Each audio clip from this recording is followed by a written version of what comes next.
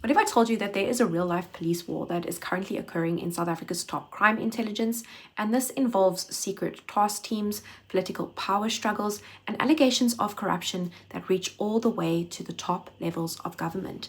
And in the middle of it stands the person who is appearing before Parliamentary's ad hoc committee right now, Lieutenant General Shadrack Sibiya, who arrest we expected to happen last week, but it has not happened yet. Now, he has been called the man who has arrested the most dangerous men in the country, and now he's also a man under fire. MPs are leveling some serious questions at him, and as I've been watching the live coverage of it, he has been becoming increasingly more and more irritable. Now, comment below after watching this if you believe what he is putting down. Let's take you back to Parliament, where suspended Deputy Police Commissioner Shadrack Sibiya is appearing before the ad hoc committee investigating allegations of criminal infiltration, corruption and political interference in the South African Police Service. Zolega Kodashe is attending proceedings and joins us now live. Good afternoon to you, Zolega. I know Vusimuzi Ket Matlala, says the Deputy National Commissioner, but we're not buddies. That's correct, Vuyo. Good afternoon, and good afternoon to the viewers. And that's the same sentiment that he expressed around Brown Mkhwanazi, the controversial Northwest businessman. He actually admits before the ad hoc committee that Brown Mkhwanazi contacted him and also warned him about crime intelligence people that were investigating him. He was asked a question about his relationship with Brown Mkhwanazi. He says that they're not friends, but in fact, Brown Mkhwanazi is the one that regularly contacts him and that he does not reach out to him. But when asked about why someone of such a nature would be contacting him relating to matters of politics, he said that it's a common occurrence. It happens because he is in the position that he is in. He also said, when asked about the continued contact, he said that he would not block Brown Mkhwanazi from his cell phone, and that because he provides such crucial information to him, he would remain in contact with him, or rather would keep that contact, something that has been probed by the evidence leader, the chief evidence leader, Advocate Norman Arendse, who's asking about the nature of that relationship.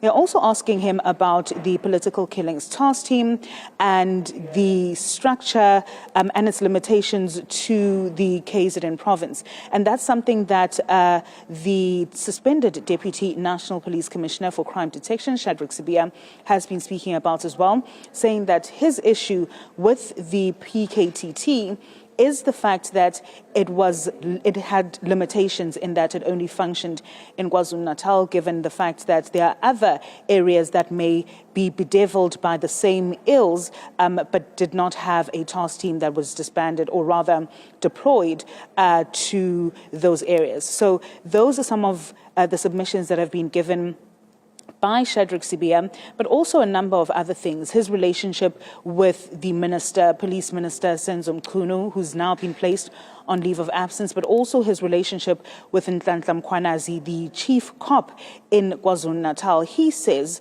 in relation to his relationship with Mkhwanazi, is that, in fact, they had a good relationship. The only time that their relationship started to deteriorate, or the first sign that their relationship was deteriorating, was with the AKA murder investigations. He says that then Police Minister Bheki Cele wanted to be updated on the investigations in that regard, and that because he knew that Mkhwanazi would be engaged in several meetings, decided to phone or contact the Deputy Police Commissioner in the province, who then reached out to Mkhwanazi, who did not took great exception to that move by the Deputy National Police Commissioner, in that he said that his people or his officials within the province could not be dictated to by people outside, and that essentially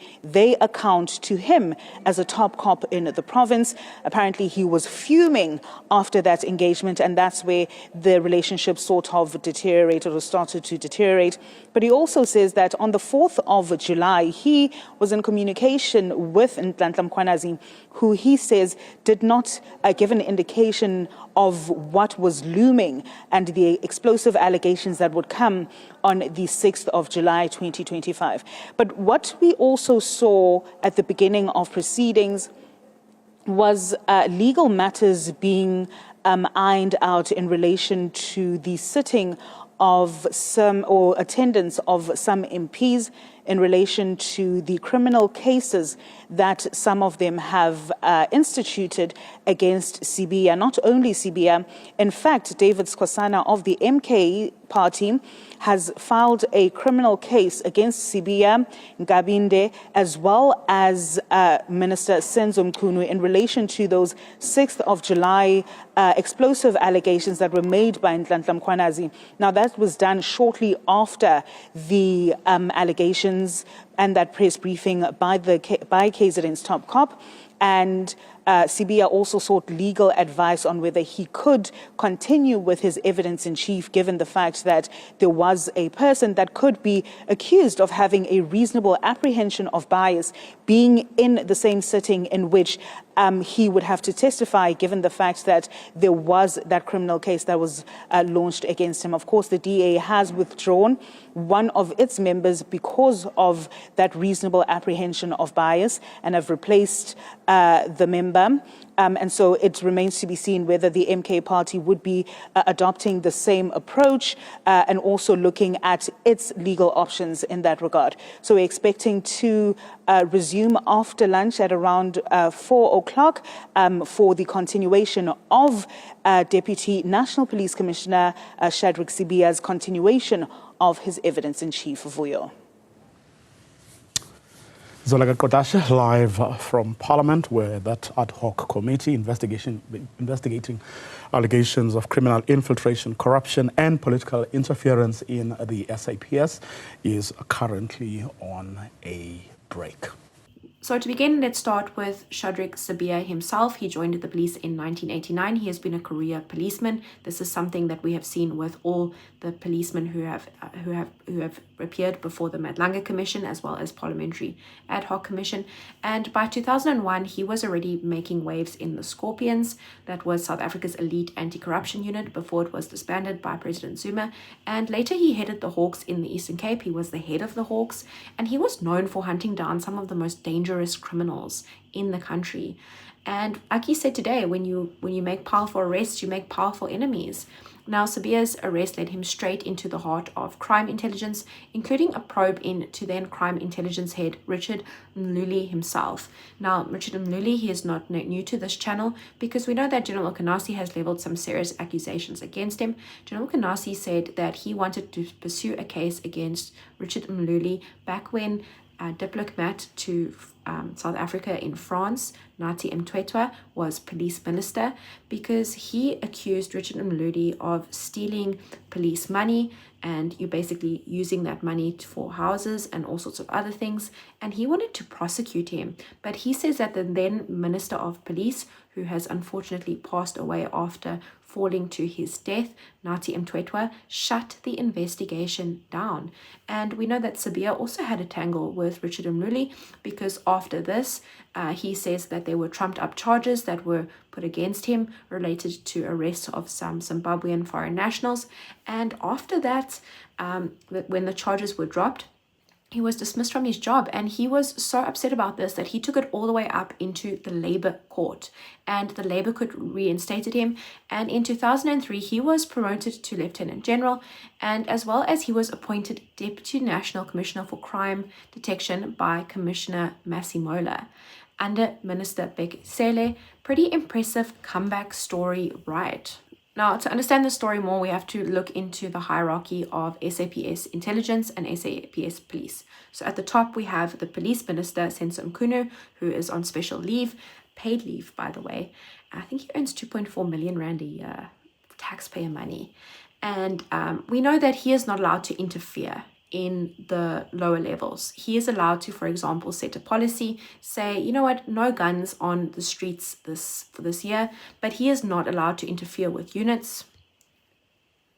The people who designed our constitution, they set it up this way. They did not want a minister of police who is influenced by government to be interfering in these political, to be pushing political merits or political derivatives on to like proper commissioners. So what they did is they said, hey, listen, you can outline policy, but the actual policing job is down to the national commissioner, which is Fani Masemola.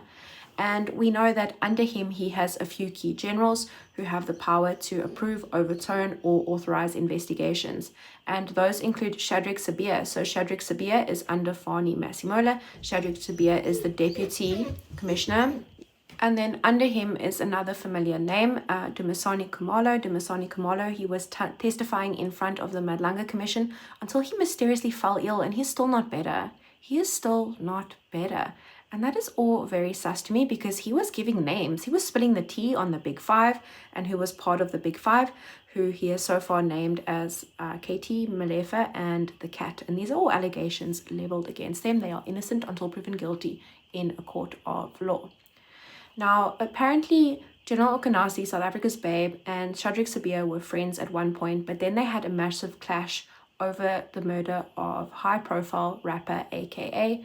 When arrests were made, Minister Bheki Cele allegedly reported to Sibiya asking, are you sure that we have the right people? Sibiya said that he was confident, but then things got political because he wanted to call a press conference, and this occurred in KZN, so he reached out to KZN's deputy commissioner to arrange it, not General Mkhwanazi himself, who is the commissioner of police in KZN, because he said General Mkhwanazi was always busy, and General Mkhwanazi apparently did not like that. He basically told Sibiya, hey, listen, don't give my people orders, and I don't report to politicians, I don't work in Pretoria. He answers to the national commissioner. And this got so heated that Minister Senzo Mchunu allegedly had to step in and mediate. He arranged a meeting after the men shook hands and they tried to smooth things over. And we know that General Mkhwanazi invited Shadrack Sibiya to a KZN Policing Excellence Awards, which Shadrack Sibiya did not attend. And it looks as though things were far from smooth.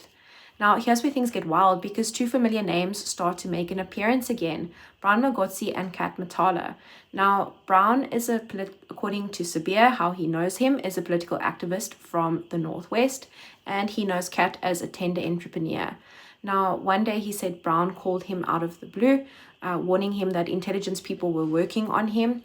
And this is strange, right? Because how did he get his number? Sibiya said he never gave Brown his number, never met him personally, but members of the public call him all the time. It's their right. But on January the 8th, at an ANC birthday event, Brown calls again, this time over new concerns, and a breakfast meeting is arranged, and that is when they both meet. Now, this occurred, I believe, on January the 8th, 2024. Now we need to talk a little bit about the Cat. So Kat Matala enters the picture. He is known, according to Sibiya, through SAPS circles because he used to run a hospital at the SAPS college, and he had big government contracts. And he said that the only reason that he met Sibiya was because he was complaining about a building, saying, I can't use this for the tender that I was awarded to. And what's interesting is that Matala's company was among those red flagged by whistleblower and South African hero Carri-Ann Babita just before her murder. And we know that he has been implicated now in these are allegations in the looting of that Tembisa Hospital. We've heard a number of claims that Sibiya has made throughout the day. He spoke about Mkhwanazi, of course, Mkhwanazi, who is in all of these testimonies constantly been coming up as that one person who seems to be the thread that leads to the possible rot within SAPS. And he does admit to knowing him. He even admits to having seen and being with him at the January 8 celebrations in January this year. Is this sort of clearing the picture for South Africans with regards to who really is communicating with who, and where could we start possibly seeing where the infiltration is? Well, I think it's far too early to on those specific issues to draw any clear conclusions. We need to hear the full testimony and the full evidence. But I also think that we have to remember that this problem with crime intelligence is more than a decade old. It's not recent. Uh, Institutions such as the National Council Against Corruption have called for a complete renewal around crime intelligence. So whatever the intricacies or who said and she said and he said of who is guilty and who is not guilty, what we can see without a doubt is that the legislative and oversight environment over the police, and in particular crime intelligence, which not only has access to funds in the police, but also the state security agency crime intelligence account, is deeply problematic. And one would hope that what would come out of Parliament is not a finding of who is guilty, who is not guilty, but that we need to change the legislation, we need to reform our police service to serve the citizens of South Africa. And do you have faith that that is what we possibly could gain out of this process? Well, it's a possibility. The balance of power in Parliament is, it's on the knife edge of this being possible. And if there is enough political will and enough public support for change, the public can demand change. We can go out and say, this is what we want. And I think if there is enough of that, then it could, in fact, happen. At the moment, it seems that the focus is far too much on the detail of who's the bad guy, who's the good guy. It seems that nobody is entirely clean, that the system is not working, and as such, we need to reform the system. And does that paint a picture of the system being in crisis?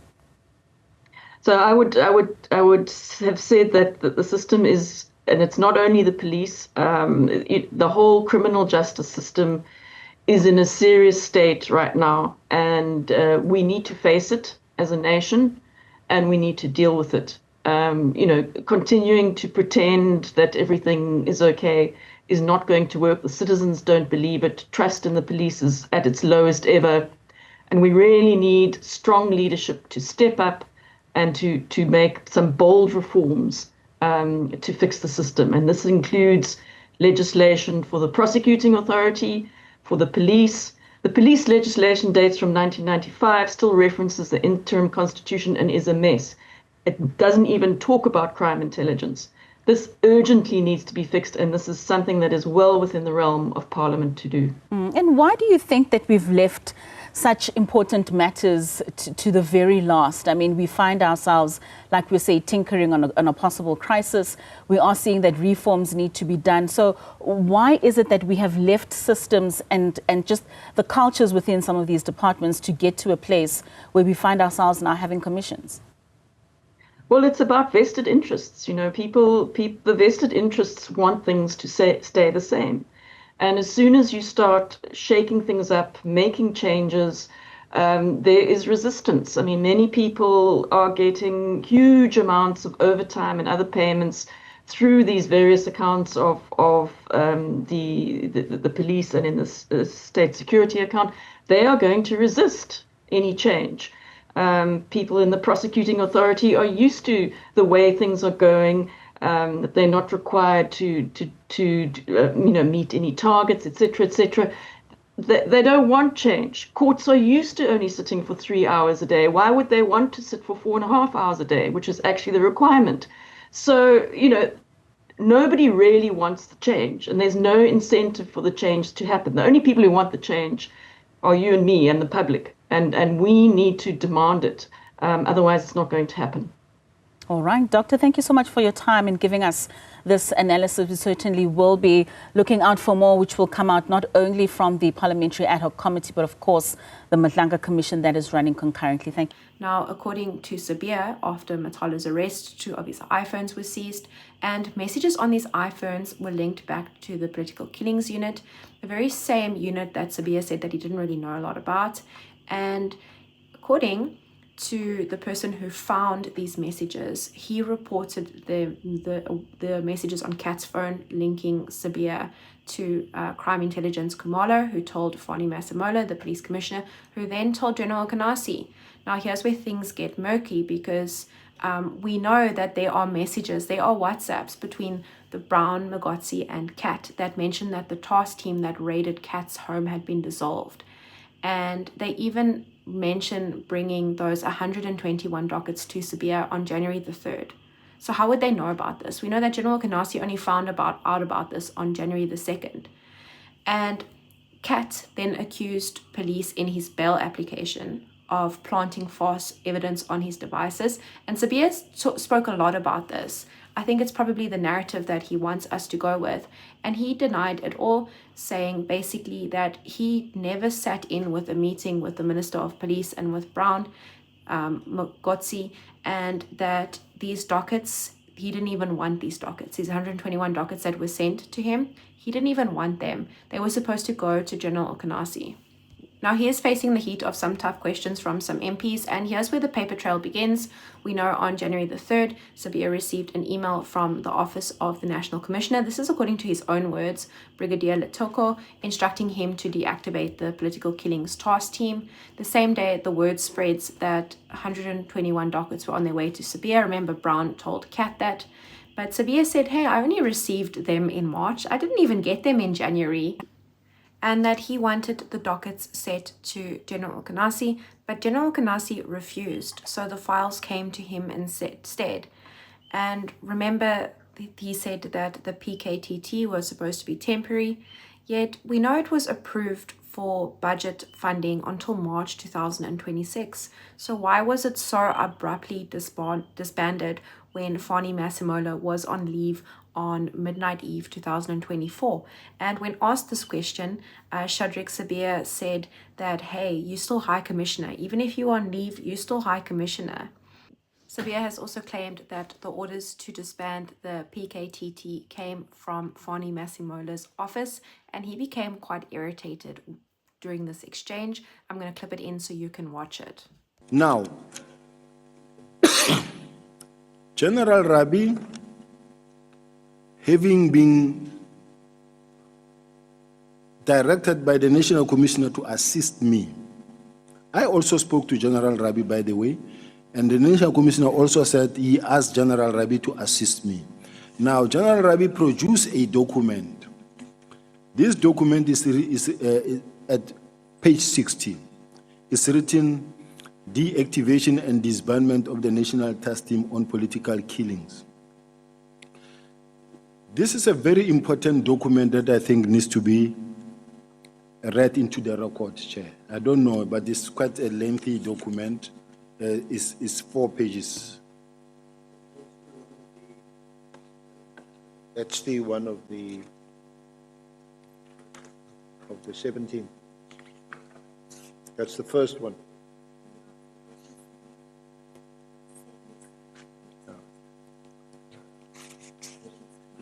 Senior Counsel. Yeah, that was on the 17th of January. Yes. This is after. Now let us just can I just do this, Chair, Honourable Chair? Are we over these WhatsApps now?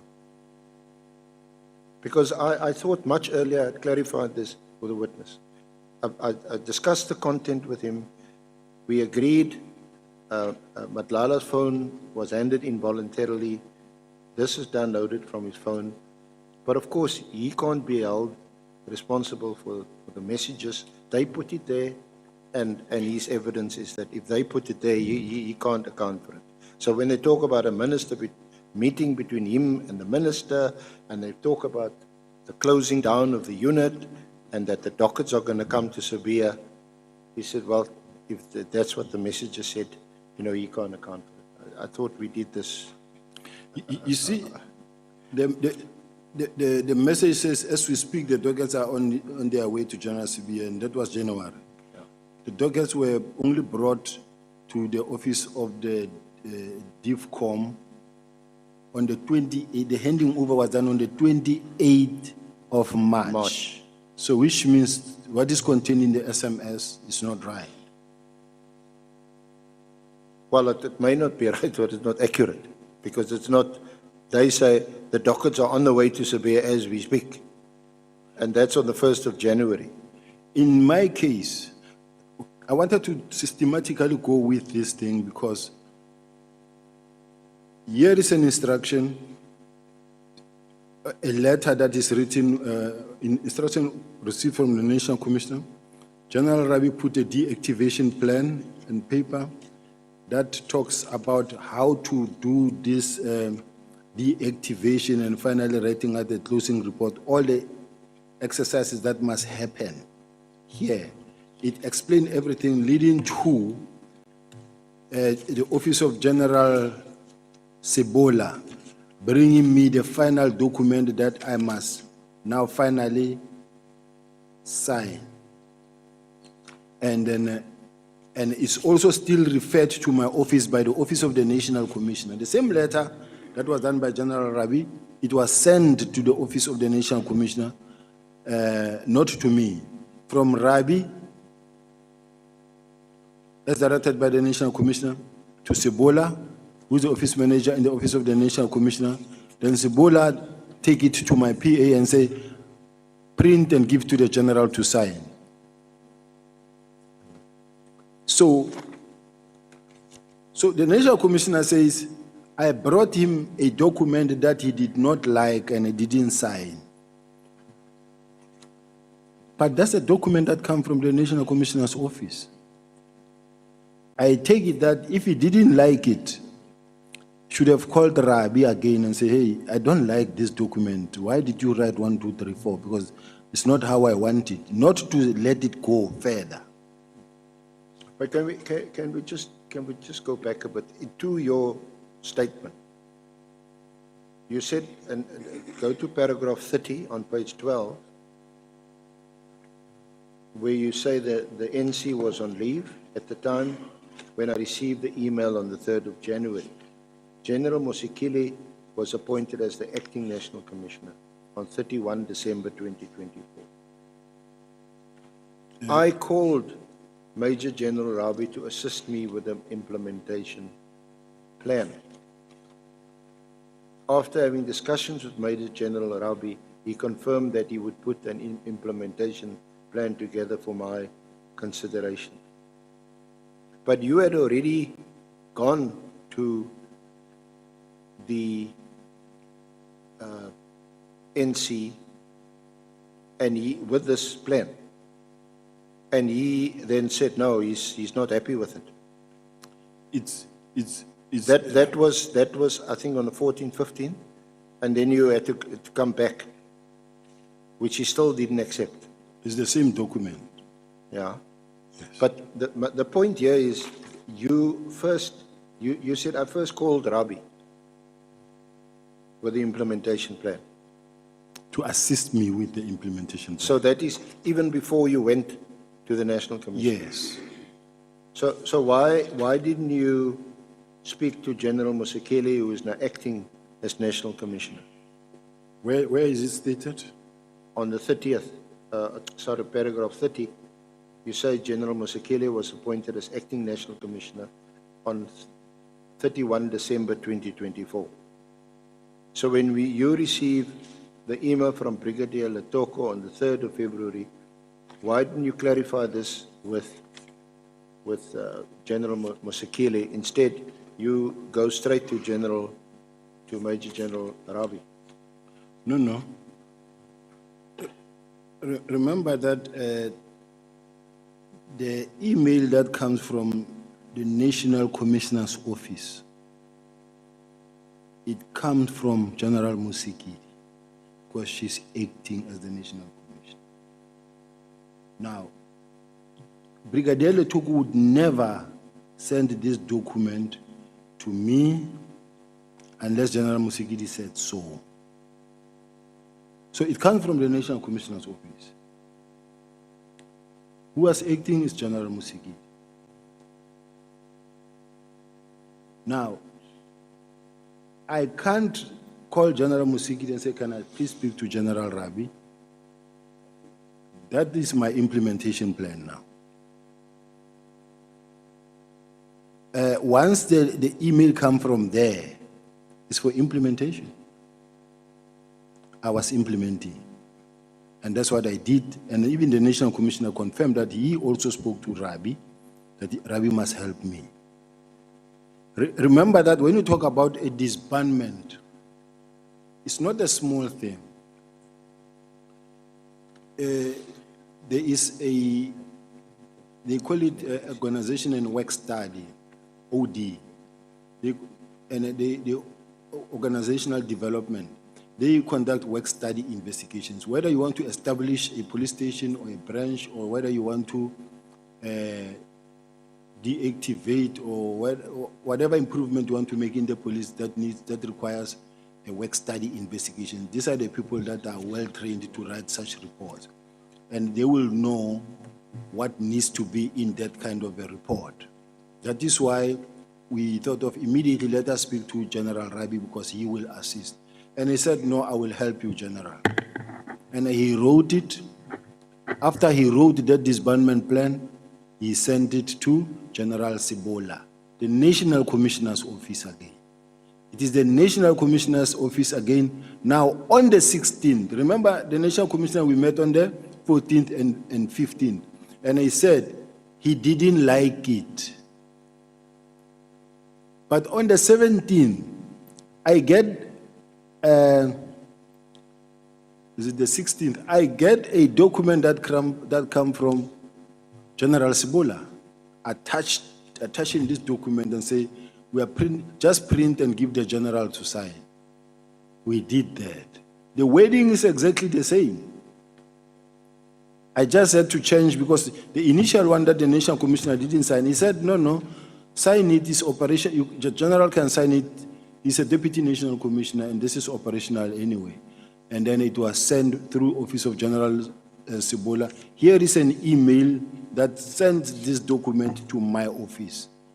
And when you read this whole document, all the headings of what needs to happen in terms of deactivation, consultation with stakeholders, everything, you can see that it is adequate enough, detailed enough, even more than the one that was submitted by General Kumal, because General Kumal is not an expert in writing this type of reports.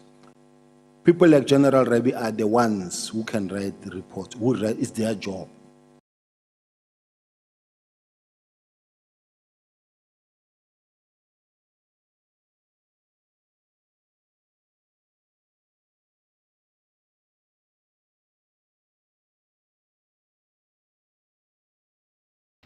Now, you might be wondering, where is this all going? Well, we know that the testimony has ended for today. Shadrack Sibiya has ended his testimony for today and will continue tomorrow.